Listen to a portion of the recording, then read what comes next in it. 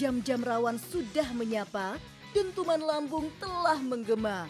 Sungguh, ku berhasrat jadi karnivora. Loh, nggak bahaya tak? Ya jelas nggak bahaya dong, kan emang kita mau jajan perdagingan duniawi nih sekarang.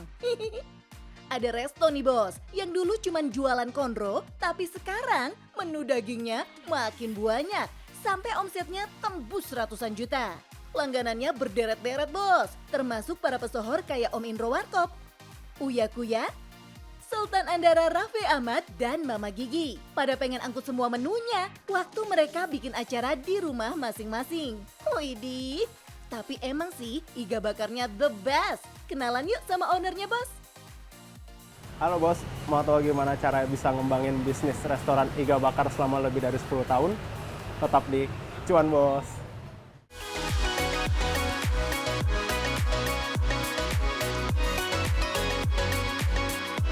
Asik, jualan iga bakar sampai ganti presiden 2 kali dong.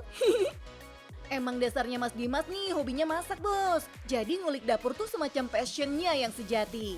Makanya bisnis konro keluarga dulu langsung satset ia kelola dengan cemerlang. Usaha keluarga kita awal tuh memang iga bakar tapi spesialisnya konro.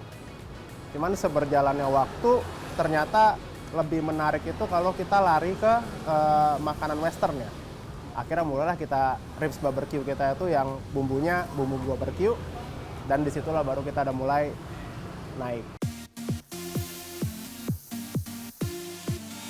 Ini nih, inovasi tiada henti jadi kunci. Perluas bisnis dengan nambah variasi produk yang disukai pelanggan. Jadi, bisnis nggak stuck jalan di tempat, bos. Bumbu iga bakar yang ia racik sendiri juga jadi primadona di sini. Ini nih, sirip barbecue-nya emang menggoda jiwa. Nah, kalau pengen nyeruput kuah kaldu panas-panas dengan bumbu kaya rempah, jajal nih, sop iga yang isian sayurnya super lengkap.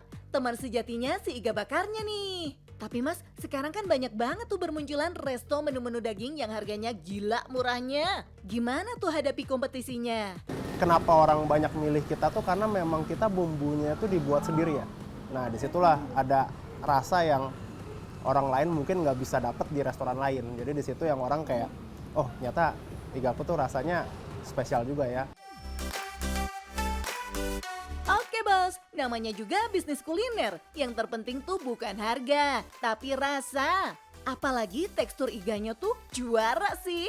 Nggak butuh tenaga sama sekali buat melepas daging dari tulangnya. Nggak seret, no alot, juicy abis. Jago sih ini masaknya. Boleh spill triknya nggak sih mas? Jadi kalau iga itu kita pertama milih dagingnya tuh yang kualitasnya baik. Nah ntar kalau kita udah milih itu harus diolah lagi juga. Olah laginya itu mungkin sekitar 7-8 jam kita olah, kita beri rasa dan kita bikin empuk sampai copot dari tulang. Nah nanti setelah dari itu baru kita bakar sama kita kasih bumbu. Kita itu menggunakan iga tuh mungkin bisa 200-300 kilo ya seminggunya. Seminggu habis 3 kuintal iga bos. Wedian, semua menunya juga harganya gak nyekik bos. Kayak seporsi ribs barbecue nih cuma 65 ribuan. Lebih ngirit lagi kalau datang ramean. Pesen aja langsung sekilo, mulai 200 ribuan aja. Nah, kalau lagi ada acara di rumah, malas ribet tapi pengen acara berkesan dan kelihatan mewah, kontak aja timnya Mas Dimas buat home service. Harganya juga cincai, mulai 2,5 jutaan aja, acara Anda dijamin seru dengan agenda barbecue bos. Keren kan? Servisnya luar dalam, dine in bisa, take away ayo, home service juga boleh.